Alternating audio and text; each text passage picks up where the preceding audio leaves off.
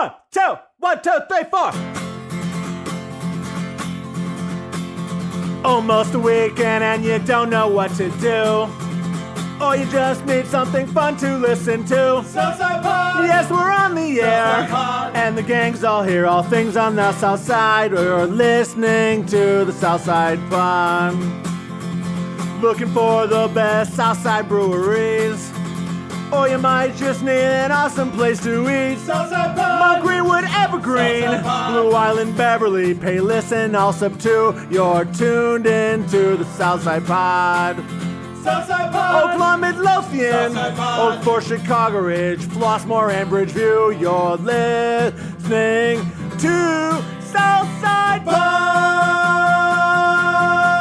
It's 30 minutes of good in a world of dumb known as Southside Pod. A lot on this episode today. John Streetz, our good buddy, back here with more bourbon. A really cool thing for those of you that like to go to breweries. And he's going to tell you why Tinley Park is the place to be this upcoming weekend. My buddy Butch Zemar is going to come down here to the 9-foot homemade oak bar. I discovered something at a facility in Payless.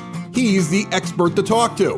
And we've got a Southside band down here at the 9-foot homemade oak bar. They're a punk rock group. Can't wait to get to them. It's all brought to you by Family Waterproofing Solutions. You heard the ad at the beginning of the show. The express service. Know what you want. See the cost right on the website. Order and schedule on-site immediately for quick service. Nobody else does that. Named one of the Southland's best 2 years in a row. If you have any questions, 708-330-4466. Your basement's best defense is at familydry.com. And yeah, I know, last week some of you got a show that had a big mistake in it. It's been fixed if you want to go back and listen to last week's episode. I won't drink so much when I'm putting the shows together at the bar.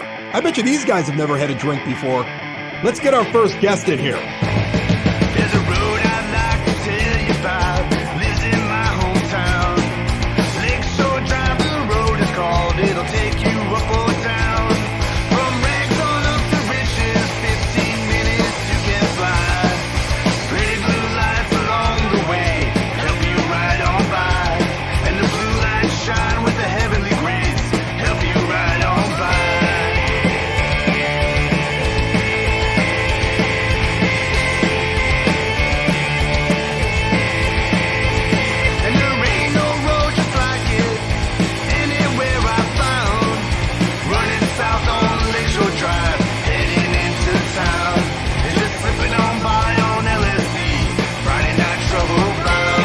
Another band stopping in. I like this. We've been getting more and more bands stopping in on Southside Pod. This is Goodbye Sunshine. Not a calm band, I guess I would say. This is more of a punk band. This is a hard-playing band. This is a band that's going to try to rock your face off. And like when I said, when you come down here, can you do something acoustic? I was laughed at by their manager. There's no way that's happening. How you guys doing? Good. Thanks so much for having us on. Yeah. So, first of all, I see that we got Brad, because Brad's the drummer, right? Yep. You're the drummer, so you're from Blue Island, right? Yep. Yeah, and we gave you the headset. Like, it was like, he doesn't get the big mics. He gets the headset. He's at the end of the bar. Just like on stage. Before they took my mic away from me.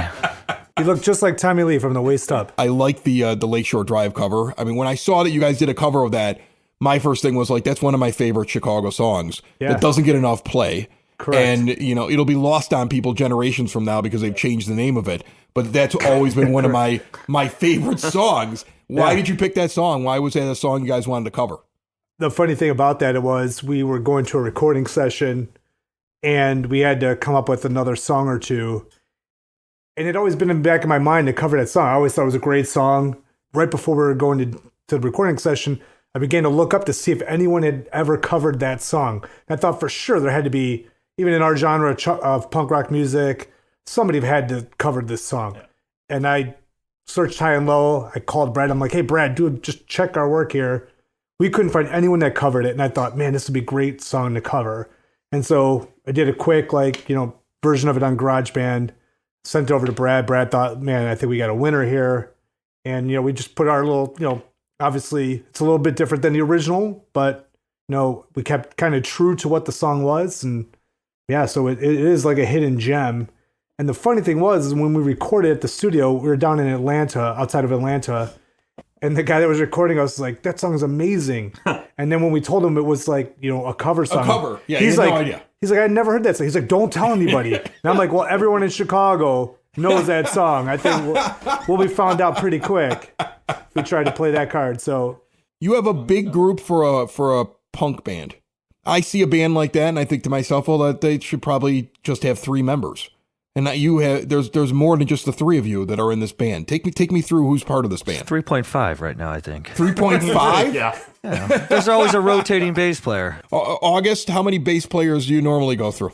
Well, right now we are on our 3rd one. This is only a year and a half for the band, so we're on the pace to break Spinal Tap's record. Yeah.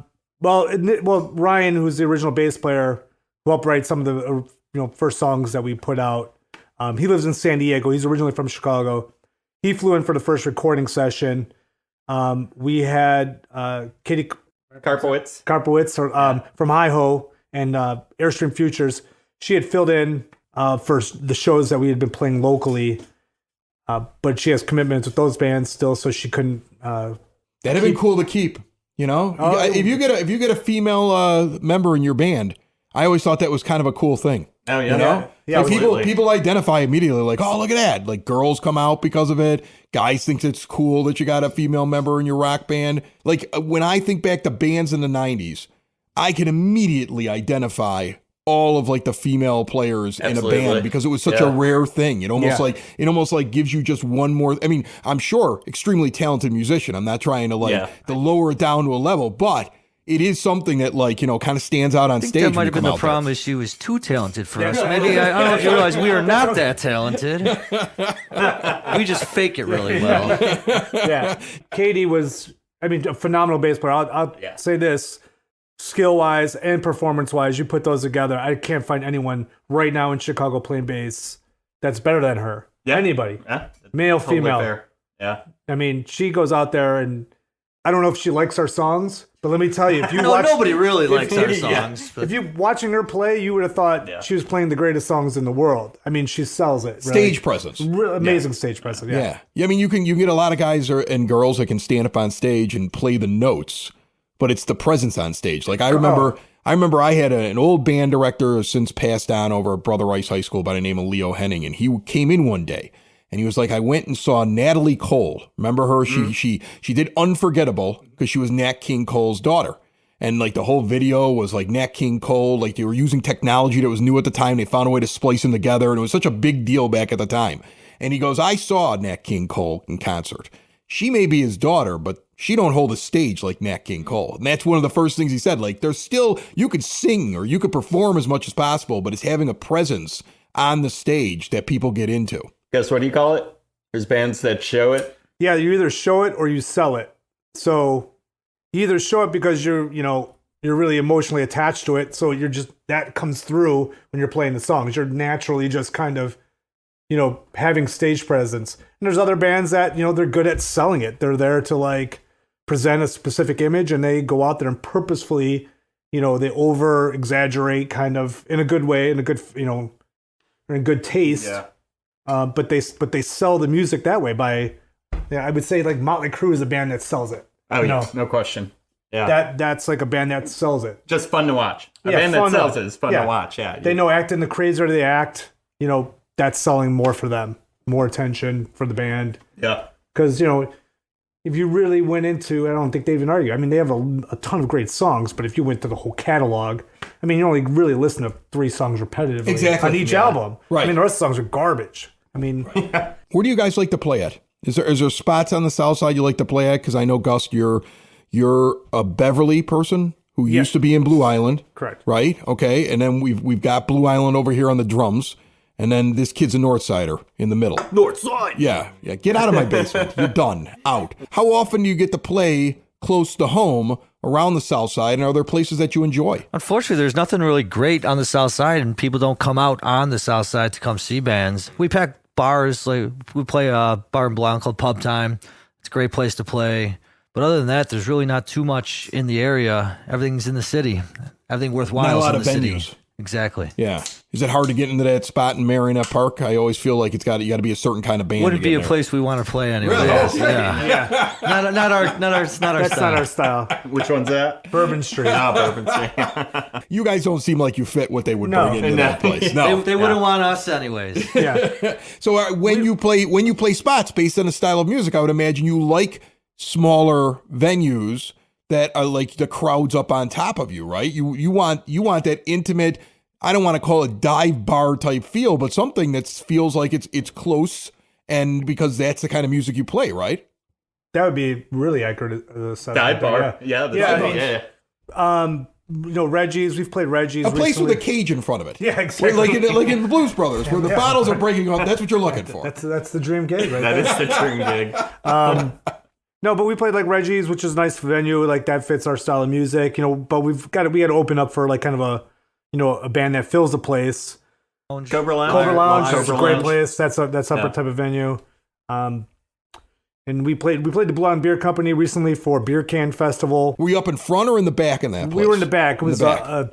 an entire festival of punk rock and ska music. They got all the wooden walls around that. Yeah. Like I always imagine if that got really crowded back in there, that'd be like a cool place that you see like a pit break out in the back. Like did that happen during that festival? Did they start rocking out in that place? A little bit. Yeah. Couple of bands, yeah. I always kind of felt like that'd be kind of like if I were younger. Now I'm a little too old to get in the middle of that. But yeah, if I were younger, that'd be a good place to be. No question. To be in one of those. Yeah, for sure. The funny thing is, we played last 2 weekends ago. We played at a place called the Melody Inn in Indianapolis.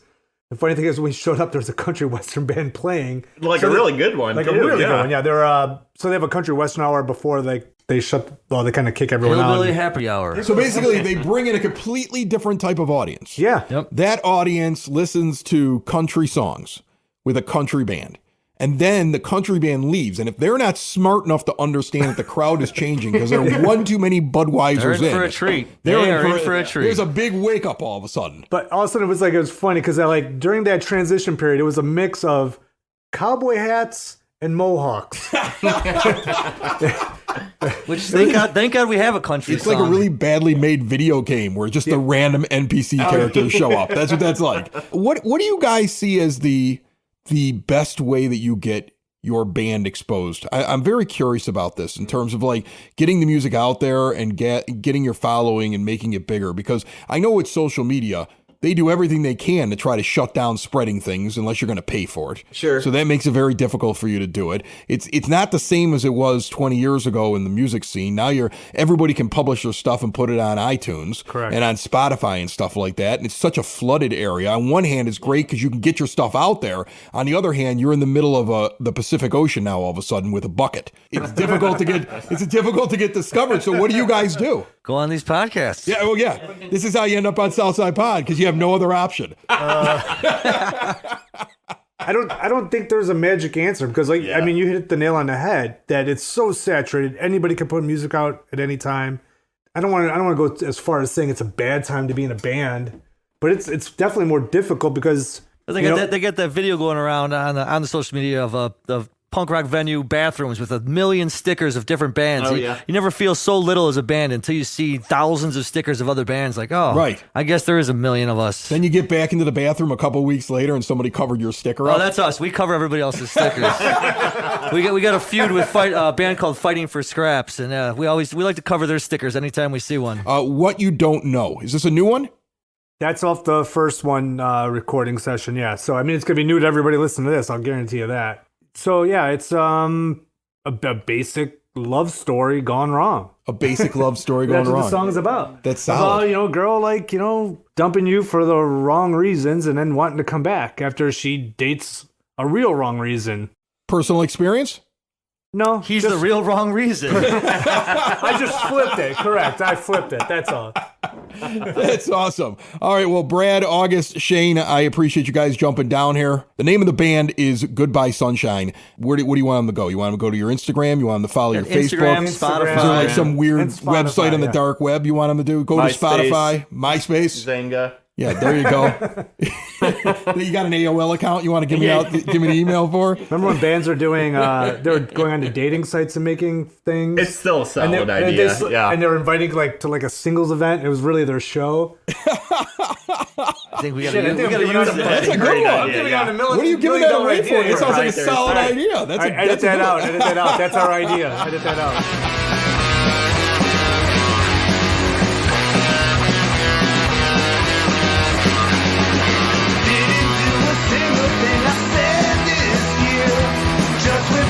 Buying, smoking, drinking beer.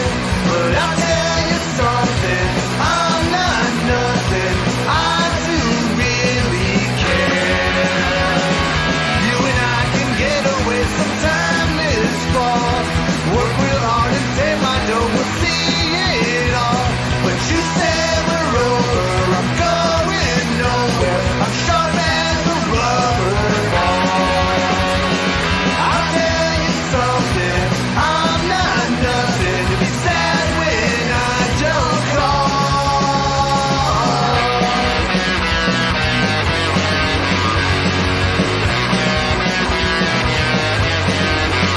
Well, you're a new guy who smokes crack, so you want me back. You're a little out of time. Here is the closure.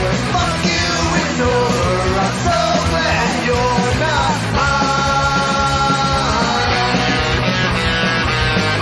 What you don't know.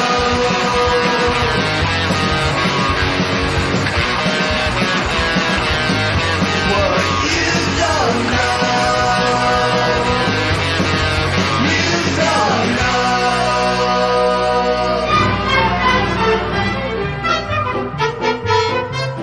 I have a confession to make. It's true, and I'm guessing you have done the same thing. Put more time into thinking about what's for dinner than preparing for your retirement. But if you think your retirement needs deserve more attention, I agree with you, and I want to help you out. I've got a local, experienced, down-to-earth guy who's a friend of this show. He's got a get-to-know-you approach and do the right thing values, and he's been around for over 20 years right here on the South Side. His name is Tom Walsh. He's located on the corner of 111th and Kedzie, and he's waiting for your call. In times of financial uncertainty, how can you stay on track? Call someone who's invested in your success. Reach out to Tom now, 773-779-0023, or pop in at the office right on 111th and Kedzie. Tell him we sent you. Edward Jones, Making Sense of Investing, member SIPC. One of my favorite guests is back because he brings me bourbon. John Streetz is here. How are you, buddy? Doing pretty good, Chris. Thank you. Streetz Arts Alliance. I was just at Mayfest a couple of weeks ago, and it was awesome in Blue Island. And I want to give you a big shout out right away because that was a rain out basically last year. And it was amazing that people still kind of hopped from place to place and you kept some artists inside. But I was waiting to see what it looked like in all of its glory. And it was a couple blocks long. Blue Island was alive. And how many people did you get at that event? We were estimating about 1,500 people, which is definitely a huge increase from last year, which is closer to probably 800 or 1,000. 1,500 is a big number, I think, for a 2-block area. Gigantic. And it was what? It was 4 or 5 hours long?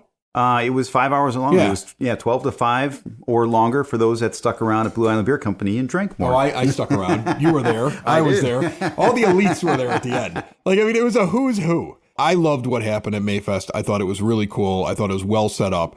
It would be cool, big band in the streets, end of night. Because I felt like you had the crowd to do that next year, John. Oh, yeah. I can't talk about next year. Well, I was making that suggestion. Everybody would hear me. I was telling everybody. Maybe that's why there are some big things planned for next year. I was walking around alone, if you guys really want to do this, we got to blow this out, get Green Day here. Let's get a band, let's get in the middle of the street, let's blow it up at the next Mayfest, and a big giant Southside pod banner behind them while they're playing. That's what I want. Oh, yeah. That's my dream, John. The great thing about this year was it was exactly how we had envisioned it last year, but got killed by the rain. Yeah. So having Old Western just covered with tents, it just was the vision that we wanted, and, everyone came out, supported the artists, and supported the Blue Island Art Alliance. Well, I know that the restaurants and the places that were open up and down the street, it was like a happy busy. They did not expect that. I mean, like, there were a couple of them were like, we are just getting slammed because they didn't think that they were going to have a crowd. Like, next year, they're going to have to prepare for this. Like, Western Avenue in Beverly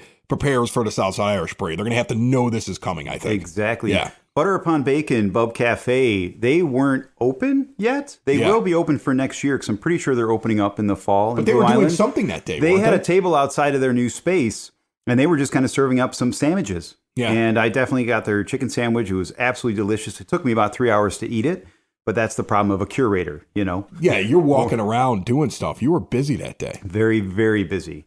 I managed not to drink as much beer as fast as I did last year because I was a mumbling mess towards the end of last year's Mayfest. I turned myself into a mumbling mess afterwards, for sure. I definitely did. All right, we may become a mumbling mess here drinking the bourbon that you brought over. You always bring me something to try out. This one's in an Illinois distillery, right? Correct. It's from Opadan up in Waukegan. Okay. It's a single barrel cask strength bourbon that is 125.8 proof.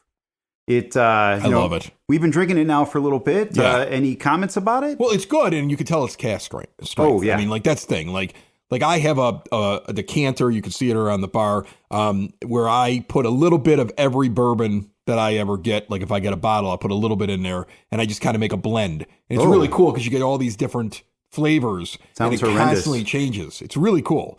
So, but when I put a cask strength in, you always pick that out. It really is the most like overpowering thing inside of the bottle. Like, there's a little bit of a cask strength in there right now, and I can still taste it as much as I blend the other things in. Like, I can tell that because it's always a little bit more oily in the bottle. You know, when you make a bourbon, it's thick when it comes out, a little bit thicker than what you normally get in a bottle. They water it down. They put water in the bourbon to get it down to what the normal proof is. When you get a cask strength, especially single barrel, one, it's cool because it always tastes a little bit different depending on how that barrel was sitting in the sun in the winter and what part of the building it was resting in. Did it get rolled in the weird way? There's all these different things you could pick up in it. But then also it's heavier and it's got a little bit of a different taste to it because they haven't watered it down. So I always love a cask strength. That's awesome. Well, I'm glad I brought that one. Yeah. I thought it'd be cool to bring something from Illinois to this podcast, you know? Yeah, I like that. Did you ever get out to Thornton Distilling? That's one that's nearby not here. Yet. Yeah. Not yet, but I'm hoping to check it out sometime You later like this the year. bourbon, and they're on the south side, and you're always doing all these festivals. You got festivals coming up soon, right? I do, actually, very, very soon. You're going to be at one of my favorite breweries, Hailstorm. Yes, that's how I know, because you're going to Hailstorm. Because like they're one of the advertisers on Stocks in the Basement, and they're one of my favorite breweries. I was already going there all the time before they said, hey, can we advertise? And then I was like, yeah, of course. And now it's super cool to walk in there. They've got the kitchen in there. I think it's a scratch kitchen now. I just had something. They're making these incredible, like, oh gosh, what is it? It's pork belly. Oh yeah, pork belly sliders. Yep, they're nuts over there. They're insane, and their wings have already won an award or something like that. Oh. And they're like a couple months into doing it. Like, they're killing it over there in the kitchen. And then the beers are really good, and they keep changing things. I know they're bringing Dominatrix back soon, which is one of my favorite beers on the south That's a side. triple, right? Yeah. Or is it a quadruple? Whatever it is, it'll knock you on your ass. It'll knock you right on your ass. It's really good, though. It's really good. So when are you going over there? So I'll be at Hailstorm on Sunday, the 28th. That show is from 11 a.m. to 5 p.m. at Hailstorm Brewing in Tinley Park. Obviously, you've already mentioned Scratch Kitchen that'll be there serving food throughout the entire event, but we'll have 25 artists, both inside and outside. Everything from... They have a nice outdoor patio there. Oh, they'll put a fire pit in the nice. evening when it's time to do it, and a really neat outdoor patio there. Oh, yeah. Now, we're going to be putting artists on the patio as well as the parking lot that's just north of where that patio is. Okay. So we'll have a lot more artists outside and less artists inside. So we're trying a different layout for this year. I would do that with them. I mean, because it's a big beer hall, and people really like to file in and drink. Oh, yeah. So that's a great way to set that up. Plus, they brought in a bunch of pinball machines I saw this past weekend. Yeah. Yeah. Yeah, I have to take a look at those when I set everything up on Sunday because there's a lot more than I anticipated, and they look pretty amazing too. But yeah, this time, you know, the great thing about the show on Sunday is it's for everyone that's in the area that has nothing to do Memorial Day weekend. We have a really, really nice mix of artists, some brand new artists that have never been there before. You know, Drew with DK Custom Woodwork is going to be selling all of his woodwork there. We'll have, you know, Moonlight Ben, who's kind of a horror everything artist. there selling her items. What is the type of artist that you think gets the best response at these fairs? Like, because you're generally doing them at breweries. So you have people that show up, and a lot of people probably stumble across them because they're going into the brewery that day. And their plan is to go in and try craft beer, do different things, like, oh, what do they got up here new? Hang out maybe with a couple of friends, maybe grab something to eat. So what do you think they respond to the most? Because you really do have a type of crowd when you're doing it in breweries. So what is it that they get into? So that's an easy answer. Food. Anything food sells. So a good example would be Quinn Cakes by George. I've had him at shows now for the last year or so, and he's the one artist that almost always sells out. And, not even at the end of the show, he sells out in like 3 hours. Wow. Anyone that's selling sweets like cookies. Oh yeah, you got that guy. I've seen him in the last couple of things. He's got the grandma's cookies or something like that. That guy is doing a killing. I've noticed. It seems like there's always somebody there. I don't know if he's doing a killing, but every time I walk by his table, they're like grabbing up his cookies. Now, I almost at one of your festivals, I almost bought dog treats that I thought were human cookies. So you got these people now that cater to pets, and I was like, "Ooh, that looks good." And they're like, "It's a dog treat." I'm like, I almost bought that and ate it at my table. Well, it's a good thing you didn't. No. But speaking of treats, Tony's Treats is going to be serving up the dog treats at the show on Sunday. But yeah, I've got a mix of jewelry, chain link accessories, original art, a tie-dye artist, soap from Big Mike, who's a local, and just a variety of different items. But to get back to your question, so what sells the most? Definitely food, treats, anything sweet.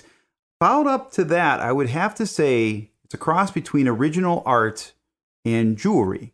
Now, the interesting thing, I always try to, as a curator, bring in a lot more artists, people that are painting, drawing, sculpting, whatever. Things that you would see at like C2E2 when you walk through Artist Row. Exactly, but of all kinds, whether it's just a watercolor artist that's a bit abstract, or perhaps something that's very specific, like Jonathan Grimart, who has the Bound Tarot deck.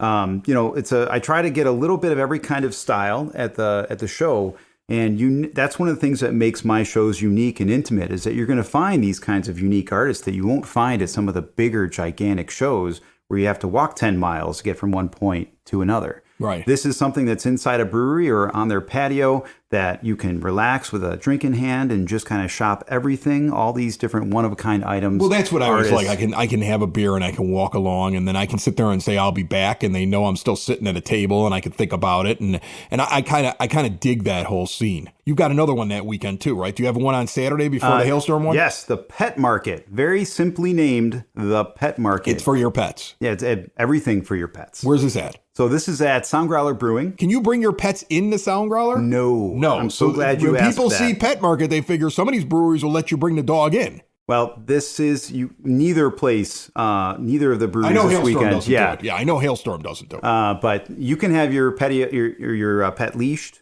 on the patio. Tie your pet to a tree and go inside and buy something.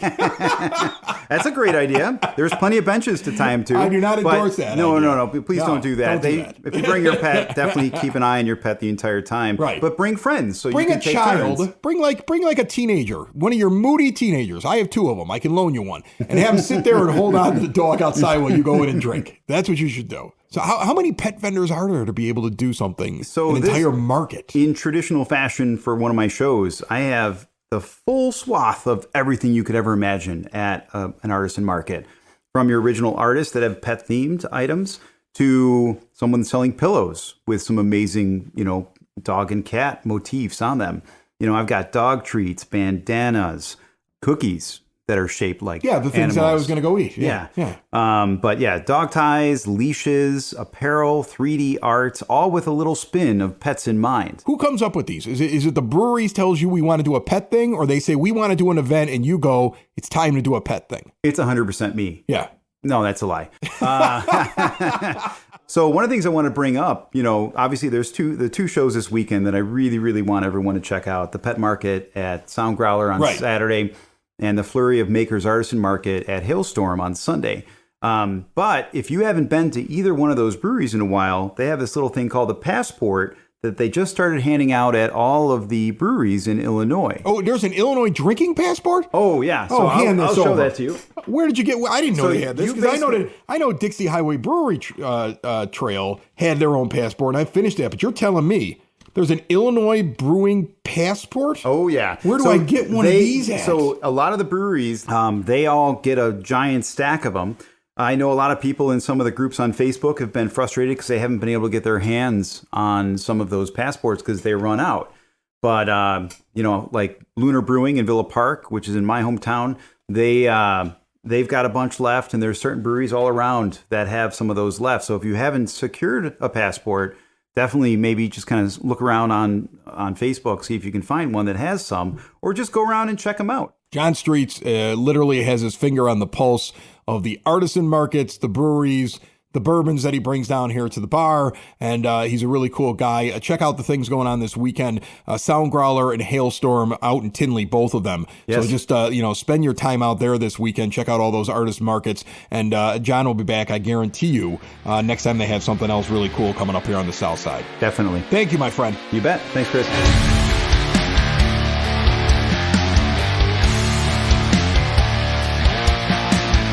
I think John Streetz just gave you everything you need for this weekend. There's no reason for a bulletin board. Tinley Park, Hailstorm on Saturday, Sound Growler on Sunday. Just be there. Have a good time. Enjoy the long weekend. Our last guest, I want to get him in here. I know we're running over a little bit, but I got something I really want to get off my chest and tell you this story. I'm bringing in Butch Zemar here. He is brought to you by Sid Sauce. This is a hot sauce I found at one of those artisan markets. That's where you find some of the best stuff on the South Side. Peppers grown on the South Side, hot sauces developed on the South Side, delivered to your door. Check out everything they have to offer at sidsauce.net. How you doing, buddy? Good. How are you? I'm good. I had like a checkup with my doctor. All right, you do insurance stuff, which is super boring. But your scuba, your time on the aircraft carriers, all that stuff is more exciting. But you do, hover in the insurance, in the medical insurance world. That's what you do for a living. So I thought of you because the doctor goes, there's this thing going on over at Advocate, and I think that's like Christ High Tech out in Palos. That's where I ended up going, where they had a price for a CT scan, a CAT scan, on their website. Like it was like almost like an oil change price, like $49. And you can go and get this whole scan of your cardiovascular system. And he goes, I'm not really worried about you, but like this is a really good deal. You should go over and do this. Like your insurance isn't going to pay for it. And I thought to myself, I was like, well, like an oil change and some new windshield wipers are probably more expensive than that, right? And if I'm going to maintain the car, I'll maintain me. And what's funny is you never get this like in like with your doctors. Like they never sit there and tell you what it costs in advance. And I'm like, I'll sign up for this. So I go online, I sign up. They give me like a time at like 6 p.m. I go over to High Tech in Palos. I walk in the door. There's like 3 people in the entire building. I'm in and out. I run my credit card. I go get this thing. It's like just to kind of check out, making sure everything's working because I'm 46 years old. And I'm laughing as I'm in the CAT scan machine because I'm thinking to myself, earlier today, somebody who had a real problem, right? Like they're looking for cancer. They're looking for, they've been injured, whatever it is. They probably spent $1,000 for the exact same thing that I just spent $50 for. 100%. Isn't that crazy? Insane. Yeah, it's insane. They could do it for $50. You could, like, I want to go out and buy a CAT scan machine right now and just give people CAT scans for $50, and I don't need the podcast anymore. It feels like I make a ton of money doing it. Well, the ROI isn't there. It's very expensive to run those machines. But obviously steal a CAT scan machine. Yeah, steal one. Yeah. Wait outside for them to throw out an old one and then reconstruct it like some sort of like Avengers movie because everybody there can just make anything they want to. 100%. You see Quantum Medium? Yes. You see that? Mm-hmm. You see somehow the daughter goes from being like a 6-year-old whose father is a thief, and then she's just making something that gets them to go into the quantum realm as like her high school project.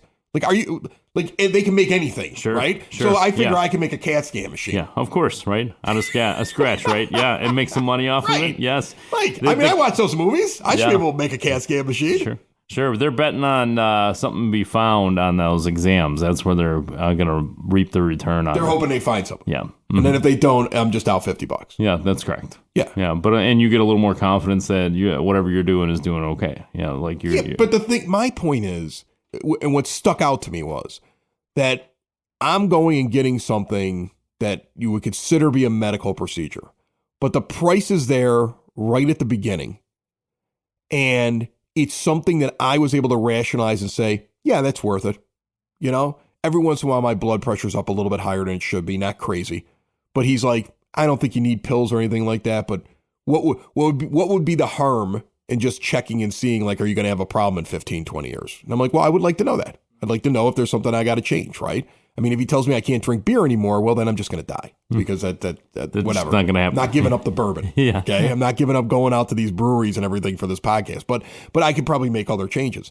But to me, the idea that it was like sitting there and it was a price that I could see, like the thing that hit me in the brain, like smack dab in the front of it, was I get all these things for like an oil change or car service, like the dealership. I have a Ford. Will send me a thing telling me, we'll give you this, we'll do this, we'll do this, and here's a coupon. And then I'll get something from like a Jiffy Lube, right? And Jiffy Lube is sometimes cheaper, at least it used to be, right? But Jiffy Lube's like independently owned. Some of them are good and some of them are bad. Some of them, they're hit or miss, right? I could walk in there and walk out without my cap screwed on correctly and have like a $200 problem because the guy just started running a Jiffy Lube and he doesn't know what he's doing because they change ownership constantly, at least around here where I live. So I just go to the dealer and maybe pay a little bit more, but I can see the price comparison and make that decision about my car. If my car dies, I just buy a new car. If I die, that's it. You would think I should be able to do the same thing, like, right? I mean, like, I don't understand why I can't do that. Because you're using logic, and logic is thrown out the window. And part of it was because somebody else paid the bill for so many years, and that's why we're in this mess, right? Because there's always somebody else to pay it. And then today it's being passed on more and more to the consumers, and we're demanding more, right? That's why they're supposed to have an onion board anyways now, but they're fighting it. But yeah, it's easier to make educated decisions. You could decide if you're going to do something or not, but it's just not readily available in the healthcare world. I 100% agree with you. I think that your listeners to the podcast need to start demanding at their provider level. I think that's going to make some changes. I also think that there's currently a shift in the larger group space where they're educating the employees to move to better, they're encouraging them to make better outcomes and financially rewarding them for it. And so, meaning not just a wellness visit, but go to facilities that display the prices and display their quality of care. I just want to go in. I want to give them the money. I mean, eventually, I would imagine they'll start putting a credit card charge on there and there'll be a tip line in the hospital. Yes, right. But I'll take it right now. I'll take that. I'll tip them. If they can give me the prices, I'll start tipping at hospitals. There we go. Sounds like, as long as they get a cash bar, right? Right, exactly. They need that as well. Zemar Podcast. Yes. You can get it everywhere and at the Zemar Podcast. TheZemarPodcast.com. Thanks, buddy. Thank you. It's the Southside! It's the Southside! It's Southside Pod! Thanks for listening! Thanks for tuning in to the Southside Pod! Y'all come back now, you hear?